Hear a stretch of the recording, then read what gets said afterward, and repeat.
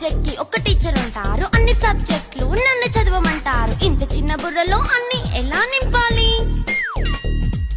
Class work, home work, fair notes అంటారు. Subject కి 3 books పెట్టి బ్యాగ్ నింపుతారు. ఇన్ఫాక్ట్ నా బరువు కన్నా నా బ్యాగ్ బరువే ఎక్కువ.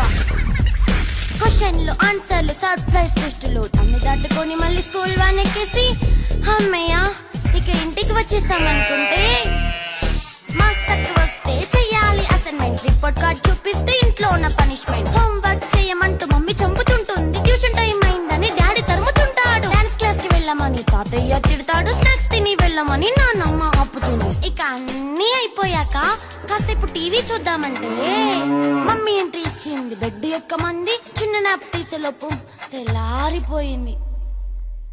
అయ్యో మళ్ళీ మొదలు ఈ స్కూల్ కష్టాలు.